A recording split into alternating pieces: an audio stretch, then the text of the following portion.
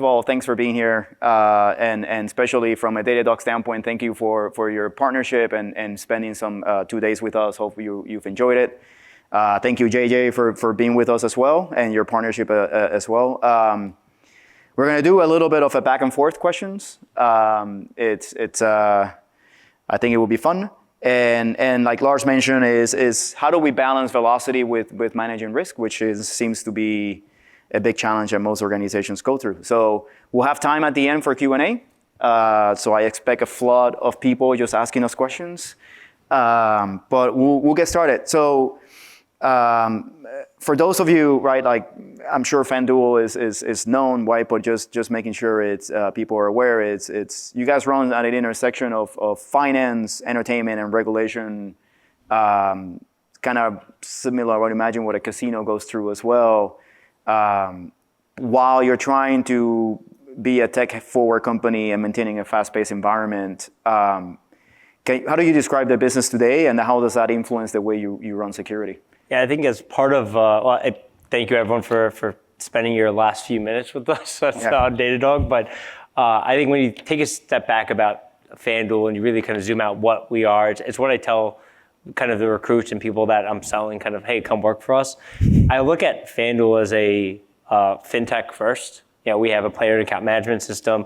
We're processing billions of dollars a day. We interact with multiple different first parties and third parties of what this looks like. And then we're also a market maker. So, you know, similar to the stock market, we have about 500 plus data scientists that are coming up with lines. And these models are being updated per second because LeBron James scored one basket, so the line has shifted.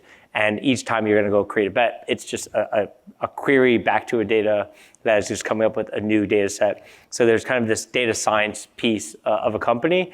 And so I tell people we're a fintech and a data company wrapped by a sports entertainment.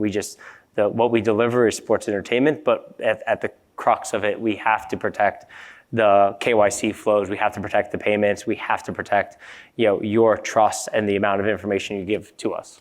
Yeah, I didn't think about the data aspect of it, and you're right. Like every live play sort of influences that. I was gonna make a joke about LeBron scoring, but LeBron Jr. not scoring. But maybe as a Knicks fan, this finals are a little. Well, I do live in LA, but I'm not a Lakers fan. But I do appreciate the fact that they're too often got to on the same team. I don't know how that happened.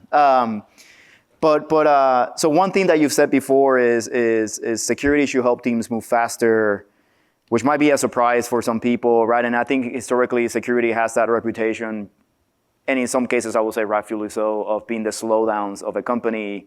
What does that look like in practice for you, like helping teams move faster? Yeah, so I have a few FanDuelers here, so they probably see this in practice each and every day. But I think for me, it's important that when you think about security, you have to be empathetic to who you're supporting.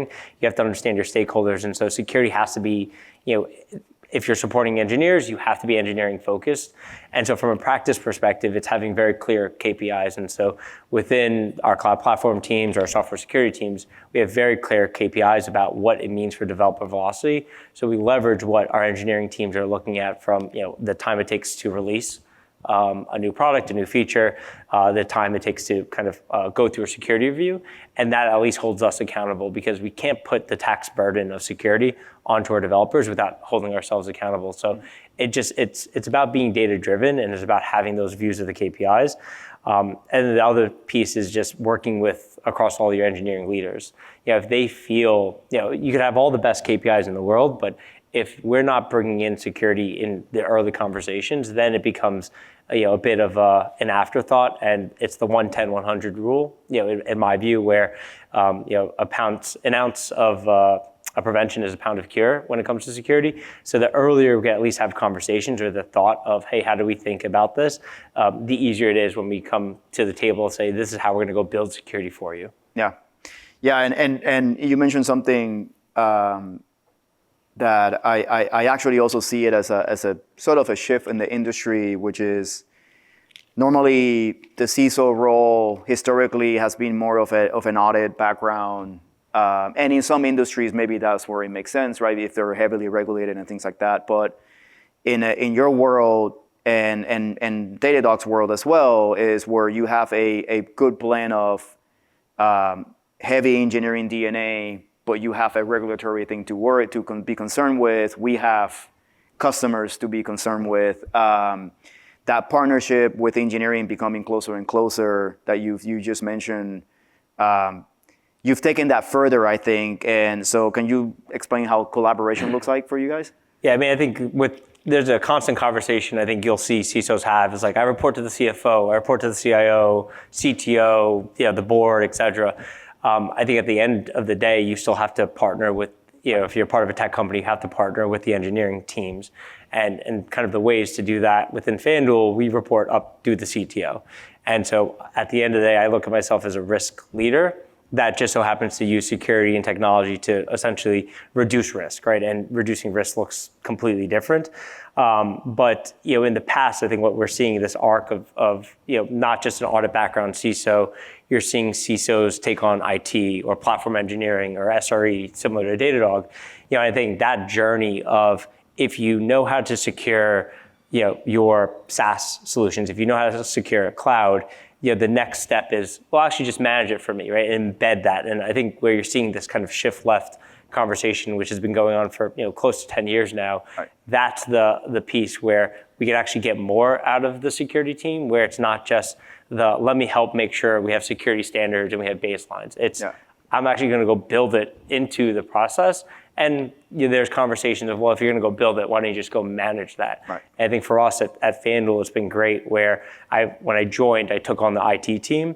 And that really was a shift to say, no, I'm going to go help embed security into our IT. So each step, each kind of access that gets granted, each kind of data that gets produced, at least has a touch of security as part of our IT solutions that we're giving.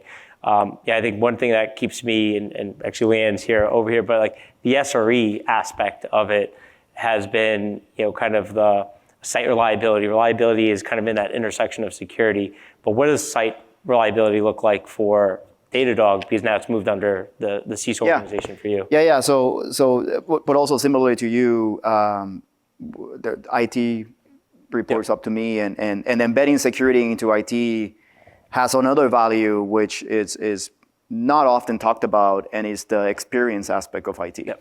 A lot of times when I see security teams sort of define the controls in an IT standpoint, they're not the ones getting the tickets from the users who now can't do their day-to-day job, and they're like, well, that's an IT problem. So having IT security in IT also creates that, hey, we want to build more secure, but now we're also worried about what the experience is, because otherwise we're the ones handling the tickets ourselves. So for SRE, it was it's fairly recent for us, but SRE at Datadog looks like it's a team that they're not the ones owning SRE for the product engineering groups, right? We help hire SRE engineers into some of these teams if there's a need for a full-time SRE person there. But mostly is teaching the teams for what are the reliability things, what is the monitoring. We're a monitoring company, and we have to talk to teams about monitoring, right? There's an irony there, but it's what are the right SLOs? How do you define it? Do we have the right monitors? Is the alerting done? So all the things that our platform supports is working now internally with the teams to make sure that, hey, you're moving at 1,000 miles an hour, just like security, similar, right? Let's make sure that you're not forgetting about these things. They own the incident management process. Doesn't mean they're the incident commander, but they do define what an incident management process is. They train we have a rotation of incident commanders. So I think it's about, 300-400 engineers at this point.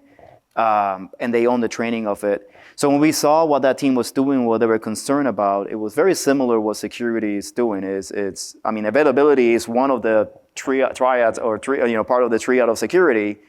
It's how do we actually make us more resilient rather than just uptime and just security. But then a layer deeper to that, right? It's up-leveled our security incident response tenfold by being close to the team that deals with way more things. Because I'm sure every company does. There are a lot more reliability things that happen than security things happen, knock on wood. So they're so good at dealing with these issues, while security was in the Stone ages where like everything was private, everything was siloed. So we've opened it up internally to the point where when we create a security investigation, not everything's an incident, but we do call incident because that's the incident management app that we use. It's any engineer can help, provide context, but even on owning that, defining what an incident commander is has helped us tremendously on the security side. And then lastly, I would say, if you look at chaos engineering, which is something that SRE does at Datadog, it's not that dissimilar from what a pen tester does or what a red teamer does, right? At the end of the day, is we're testing for failure. It's just from a different perspective. So we're working on this. These teams have been working on unifying, and I think it's working out pretty great. But it also boosted our collaboration with engineering, as you said, right? Is this team has been working embedded with engineering for so long. Now we use that as a bridge for certain parts of the organization that maybe we didn't have a way in. Yeah, that's a great point. I think when I first joined FanDuel, I jumped immediately on the incident rotation because I'm not just going to focus on what is the security incident. I want to focus on the entire stack. So the more that I understand the business context, how these applications work, the better I am at responding to the security incidents. Yeah, exactly. Yeah, and when we've had issues, I get involved, even if they're not security issues as well. It's I can help with what I can. And seeing how we recover as a company from, say, an outage or what have you only helps us be better at responding on the security side. Pick a role applies well, regardless of the incident. Exactly, yeah. So one thing that is always a term used very freely in security is acceptable risk, which some teams struggle to really understand what that is, right? Because it's not like we go to a CEO and it's like, what do you think acceptable risk is? And there's like, oh, it's a point in, this point here. Don't give me a breach. Got it. What does that mean in a fast-growing company, high-growth company like FanDuel? I think with FanDuel is actually pretty interesting. When I joined, I would say that we're actually a little bit on the more risk-adverse side than I am. And I tell everyone, I actually like a lot of the risk, and I'm comfortable dealing with that. There's two people who just joined from FanDuel, but they see me push risk a lot in there because I think it's important on keeping the velocity there. Yeah. And I think that goes back to probably some of the advice I will give to some of the upcoming CISOs here is you have to understand where the business is going, and you have to understand the language that the business speaks. And so within FanDuel, we deal with liability constantly, right? We're going to take $10 billion worth of bets. We could actually lose $20 billion if they go all the wrong way. And so the conversation, the language that the business spoke was liability and risk. And it was my job to kind of translate what is cyber risk to the language that they speak. And we in security, we also talk about Monte Carlo simulation, about fair methodology. And it's actually, we use Monte Carlo simulation to do our data science work to create what are essentially our lines. And so those languages actually made my life much easier to talk about, well, this is our KRI, or this is the actual key performance indicator of this capability that we're going to have. But at the end of the day, the secret sauce was just speak the executive language. Right. And you have to just figure out what that looks like. And for me, they just so happen to deal with liability and risk constantly. But once you're able to kind of translate that to the business outcomes, right? They don't want to see risk as a standalone piece. Oh, great.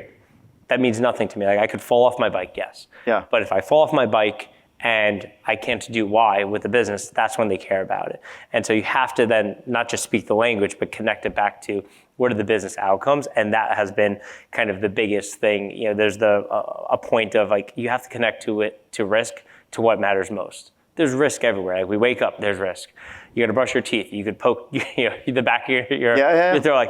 All of it, risk exists constantly, but you need to pick and talk about the right risk at the right time, and then connect it back to the business outcomes that you want to drive. Right. Yeah. Basically, what their business cares about. Right. Yeah. And it doesn't have to be necessarily a mature set of metrics. It's just understanding the tone of the organization. Yeah, it's a conversation. Right. If you have a conversation with the executive and they go, oh, you actually understand where the business is going, it doesn't matter it does matter what you present to the board, but it will just resonate much better because they go, all right, this person understands how the business operates. Yep. But if I'm not having that conversation and I have 100 numbers on the board and they go, well, is red good or bad? Is numbers going up, numbers are going down, and it's not connected to the business, it's just going to fall into deaf ears. Yep. And so it's a great point. It's just, if you can't have a very simple understanding of what the risk is, you're going to lose the group very quickly. Yeah. So switching gears a little bit, and this wouldn't be a CISO conversation unless we spoke about AI. So we're seeing more developer tools, right, enter the engineering workflows. For those of you who attended our keynote yesterday, right, like it was a lot of AI involved. We had Cursor speaking. I know at FanDuel, you guys have adopted tools like Cursor and Lovable. How are you approaching that, and what's been your involvement in getting those things in? So someone's staring at me because he's probably a little bit not happy with how fast I've been pushing it internally here. But I think as part of that velocity conversation, looking at Lovable, looking at Cursor, AI has already been here. We have GitHub Copilot. And so for us, my view, if just taking a step back of AI generated code, vibe coding, there's a point where we're going to talk about how do we get Cursor or Windsurf connected into my CI/CD pipelines. Mm-hmm. And so for right now, I think for me, it's like I brought it in. I was the one kind of jumping down my third-party due diligence process, my third-party risk management, telling legal, we'll accept any risk, like just push this through. And the idea was about prototyping and ideation about what product could be. And that will then help at least the developers orient what does a good product requirements document look like? What are the tech specs to actually achieve this? And I think that will help shortcut and reduce the time to unpack or the time to actually think about what does the product should look like. Because a lot of it's a little bit fluffy of like, we could do this, but what does it actually look like? And so I think starting from the end state and working backwards has helped kind of that idea about the idea of like, what is the art of the possible? And I think that's really important of a fast-growing and a tech-enabled company is that we have to constantly think about the opportunities, the art of what is the possible. But yeah, because of our hackathon, which we just wrapped up today, about a month ago, I was like, we're moving way too slow on our AI adoption and our enablement.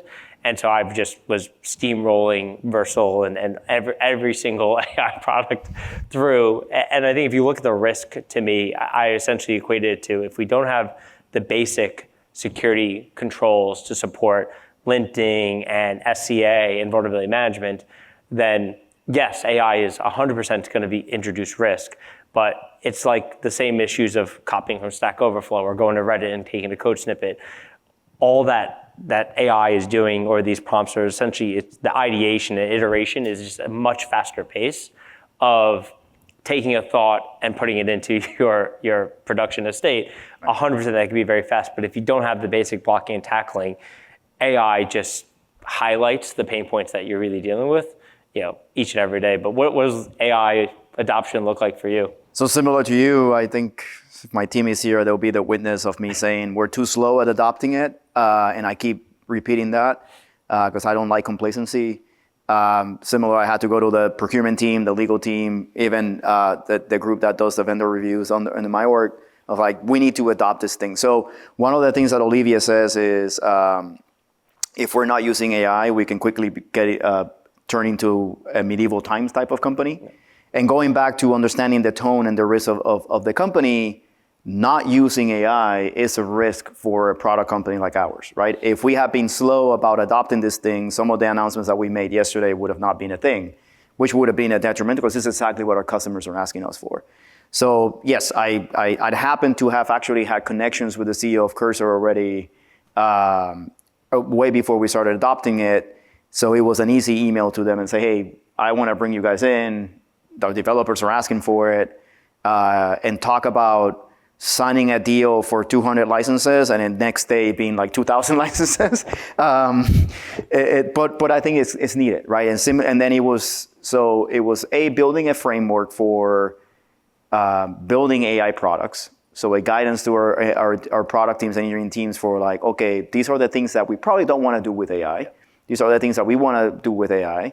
And then internally is making sure that developers have access to the tool. So it started with Cursor, similar to you, then Cloud Code and Windsurf and you name it, is if we're not testing these things, we know our customers are, so it will be a failure on our side to not be able to find ways to solve their problems to these things, right? So the MCP server and all these things that we announced yesterday would have been nowhere near it. So it does introduce risk, but I thought that the risk of not doing anything about it was larger than the risk it introduces. So we've had teams that have created their own Cursor files to like, hey, you're prompting Cursor to make sure that they're acting like a security engineer to make sure that it's writing secure code or reviewing the security for the code.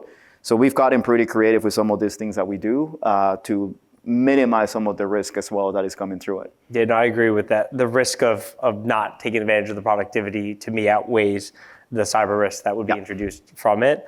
So it's definitely an interesting point at this inflection point of where we're at. Yeah. So we'll see what's next. It's just crazy to think how fast this thing is moving. Yeah. I think that there's also there's the human element, right, of AI, and there's a point where, for me, I think it's also a retention piece, right? It's similar, like, you're going to get 10%, you could go kind of do whatever you're doing and kind of experiment. I think we have to. They're used to. They want to use these new tools. They're using it at their home. Right. I need to kind of give them that playground and sandbox where do it within the business without hurting yourself.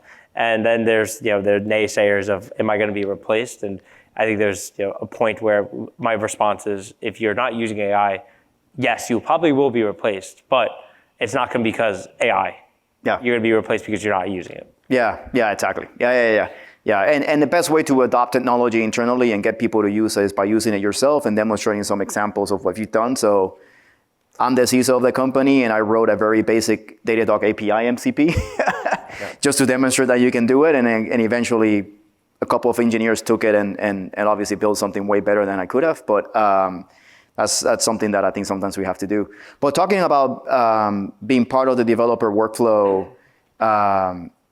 where now security is not an afterthought, it's part of how you guys build features and new products.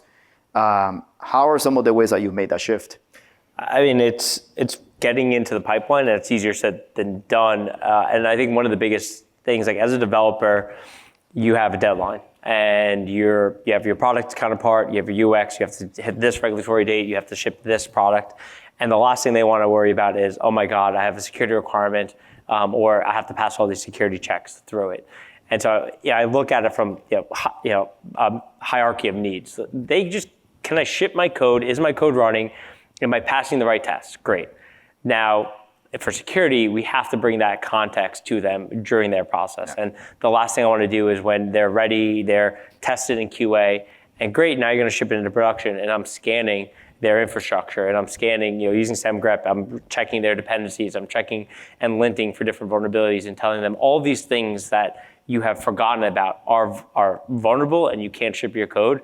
That is the fastest way to piss off every single developer, your technology, your product, and CEO team. So for me, it's really about picking the right place and trying to bring security tooling as close to the ideation, as close to when they are typing and writing in their code. So whether it's their IDE, whether it's pre-commit hooks, it is just getting as close to the developer workflow as possible. And to the point of the KPIs, like I could add 100 different checks, but now if I have to take an image and scan an image and make sure it's secure, but I'm gonna slow down a release, then that's not fair to the product end because they're paying for that. So it's kind of that you have to kind of balance it off with the KPIs to make sure that we're not slowing down. And one of the big KPIs that I have is that I want to increase our security checks without decreasing developer velocity. And if I could pin that, then that gets me that variable rate that I'm very happy about, with obviously not increasing false positives and staying true to the true positives. But it's really about contextualizing it and getting close to the developer workflow so that they go, oh, great, I'm writing, I want to pull down this, import this module. Oh, it's vulnerable, great. I'm going to move off to the next one. Right. I think you have these new companies, like they're not new companies, but like ChainGuard and these secure images, which are going to 100% speed up the developer velocity. And just very eager of what that looks like for us kind of moving forward. Yeah, no, exactly. And also the one thing I would add is security shouldn't look the same everywhere. Yep. So maybe there is a component of your platform where this one critical vulnerability needs to be addressed, and there are other parts where it can wait to the next release or the next sprint or whatever, or not everything is equally critical, right? Reachability is a funny conversation I have constantly with auditors. Yeah. Where they go look at my vulnerability report, they go, oh, that's all vulnerable. I'm like, it is. There's no way. A, we're not using that function. B, you can't even hit it from anywhere on the internet. So sure.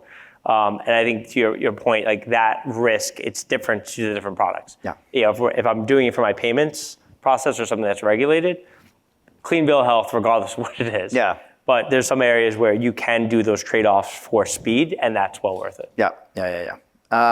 You also oftentimes mention how your team thinks of security as a product. You unpack that for us? Yeah. I mean, I think we're all mini CEOs, right? Whatever we do, whether you're a DNR, detection and response engineer, a cloud security infrastructure, you essentially are running your own business or providing services to the company, right? So I'm the mini CEO of a security MSSP within FanDuel. And if people don't like my services, guess what? I'm out of a job. And so that's really, I think, the point of thinking about security as a product. I have to deliver the best service and the best product for my team, my CEO, my engineers, my developers. And if I'm not delivering that, then guess what? They're going to go, security stinks, and then it's a that cycle and that feedback loop that I think it's really hard to come out of it. And so when you're thinking about security as a product, you're then going to be looking at your deliverables differently, and it's not just be compliant. Right. The product isn't being compliant. The product is about how am I increasing speed and reducing risk for the business. And by having that mindset shift about I'm delivering a product to the business, and that it's not about the cost center, it's not about hitting compliance, that then shifts from the top to the rest of my engineers, the rest of my developers, and they're less about are we doing this to be compliant or are we doing this for the right reasons for security? And I think that's been the biggest piece of it for us. Like, when we're building, we sometimes we don't do a good job of it, right? But we build a linter, we build checkoff, and we're checking our infrastructure as code. We have to be the one actually testing it and running it against ourselves and dog food that aspect. And if we're not dog fooding it, then we're going to be in a very slippery slope where we can't test our own products and say, all right, like I hear your issues with our pipelines and our checks, but let me actually use it. I think that's the biggest piece also when you're thinking about security as a product.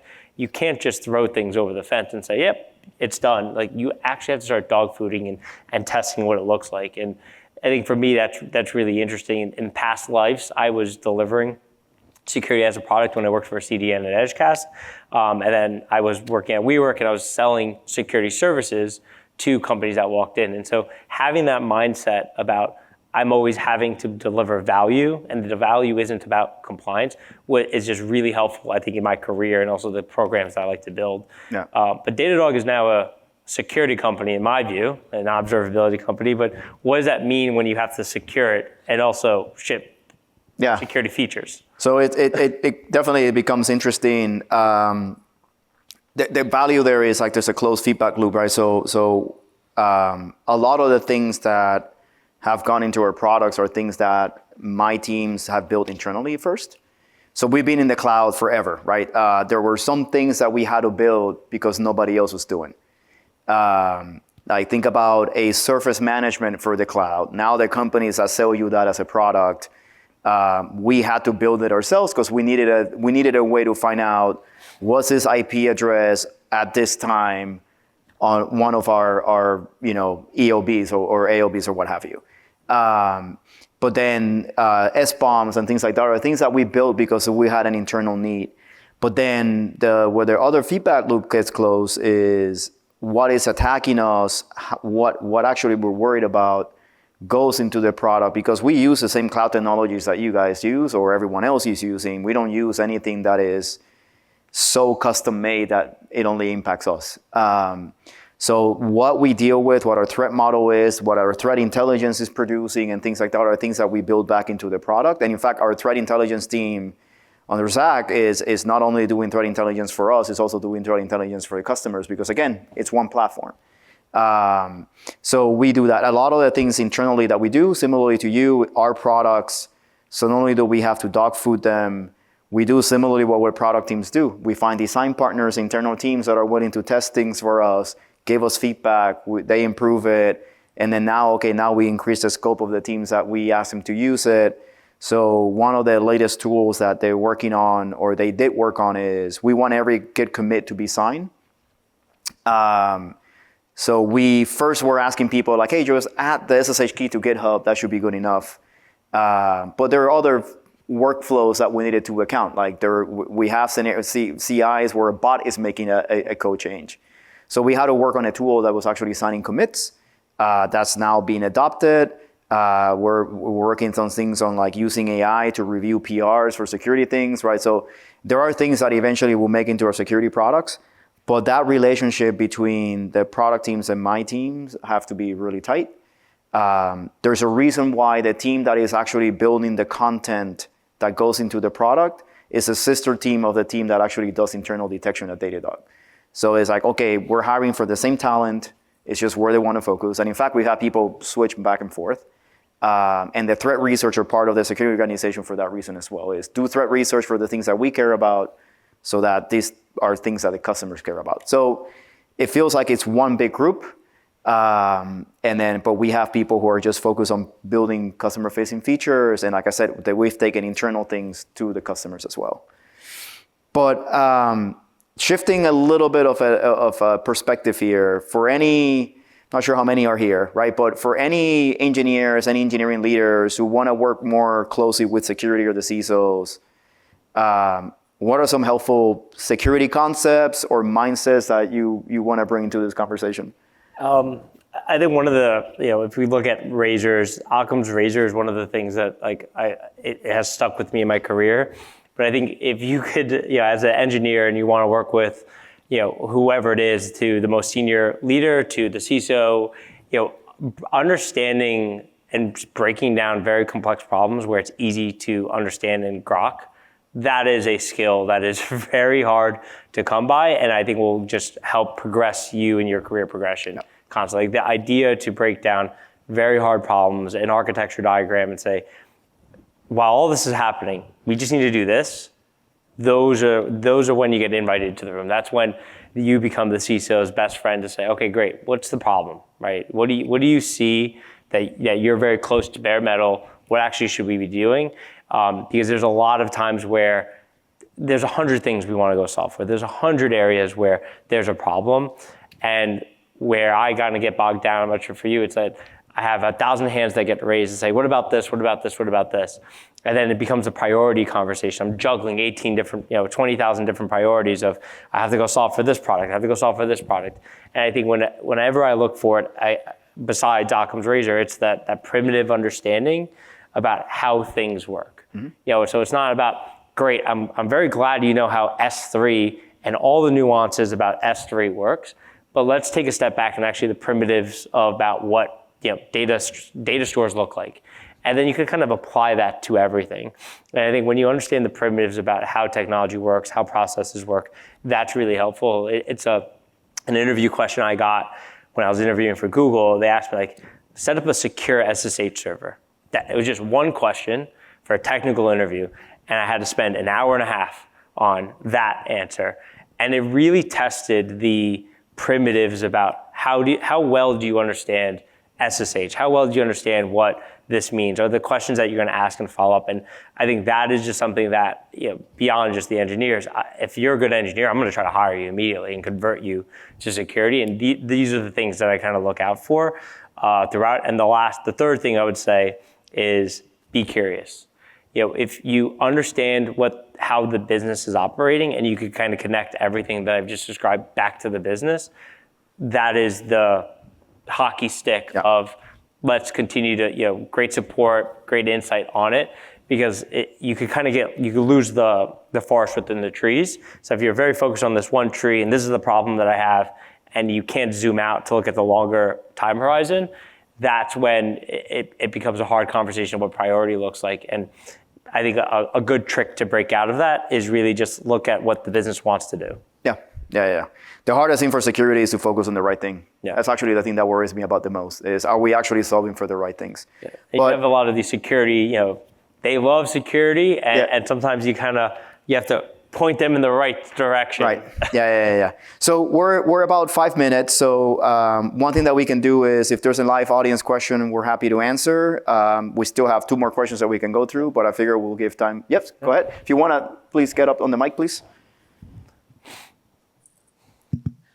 Question for both. What advice would you give to CTOs for companies that don't have CISO? So the challenge is you do a good enough job that the CISO isn't warranted or felt like it's not warranted. On the flip side, like you're doing two jobs, and you kind of know that you're not a CISO. So how do you, without wishing for the worst, how do you like balance it, right? Like, and so a lot of my like last 2 days was just focused on better ways to do things, more efficiency, tools. So that's what we're doing. We're focusing on tools. Like, we don't have a massive team. We don't have someone owning it. So let's focus on tools. But what are other strategies that you can think of? Yeah, I'll take a step. I mean, I think not every company's going to need a CISO, right? There's the head of security, and I think what you'll see is a conflation of, I need a director of security, I need a manager of security. And I think to your point on the, I'm doing two different jobs, I think that's part of you recognizing that actually I need a dedicated resource, and this is a capability that I want to go invest in.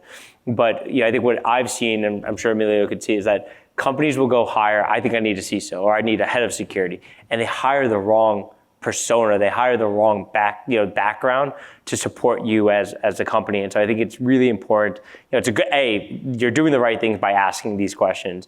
Two, you're doing the right things by embedding it and making part of the engineering culture. So it's not about, we need security to do security. The best security, and one of the reasons why I picked Vandal is that they're doing security because they know it's important. It's part of the reliability and trust. And then when you get the right leader, then it supercharges it, because you can't spend all your time on dealing about the threat analysis or the next, best, SCA tool that exists there. I think that's the inflection point about where you are, the maturity from the company. But unless you have a regulatory need or a very specific customer expectation, then I would probably steer you away from hiring a CISO. I think I will say you're actually at a very good position right now. If I understand your question correctly, you're the CTO. You're thinking you have two jobs. I would actually focus on building that muscle within your groups already, because security can't be owned by security. And where I've seen security fail is exactly that, is when it's attempted to be owned by security. And I think the best security is one that is not just done by security. And in fact, at Datadog, we have teams that are part of our platform that have their own security engineers. They don't even report in my organization. Being able to share that responsibility and ownership mindset and accountability sets you up for what a security program could become or what a security team could become. But similarly to JJ, don't just go hire a CISO for the sake of hiring a CISO. If your trouble right now is we have way too many tools, we just need help managing it, well, then hire a security engineer. But start by establishing processes and ownership and that understanding, that internal DNA of your engineers are equally responsible for security, before you then put on somebody and say, okay, tag your security, now you have to do all of it. Yeah, then you see the inverse is the need is we need to pass SOC 2, we need to do all these compliance things because we need to sell B2B. And then you hire a compliance person and then you give them the CISO title, and then it just falls apart because your engineer's expectation of what good security looks like is going to be completely different. Yep. Any other questions from the audience? Yep. What? Come on in. We're not going to cut off, I promise. I'm an engineering leader in an enterprise with a more risk-averse security team. Do you have any thoughts on how to work with and interact with those more risk-averse security teams, unlike yourselves? Yeah, I mean, I talk to a lot of enterprise customers or enterprise prospects where there is that change or difference in persona. I think, my advice would be, are they being risk averse because they just want to? Are they risk averse because they're the ones who actually have to directly interact with the auditors, and maybe they're shielding their groups from all that awkward conversation? So trying to find a way of partner, just like they should be trying to find a way to partner with you. What are the things that, hey, we could do this better if we do it this way? They may need a lot of help understanding there might be a better method of doing it and proving that as well. Just like they're probably trying to convince you of a better method to do something because maybe it's not secure enough. So I think understanding where they're coming from and them understanding where you're coming from is probably the best. But if they're being risk averse and that it does not match where the company is, then I will say honest and candid feedback goes a long way as well. Yeah. Yeah, I think nothing else to add, but I think the biggest thing is that radical candor feedback. And if you just ask the very simple question, well, what are you afraid of? Yeah. Partly it's they don't know what the outcome is.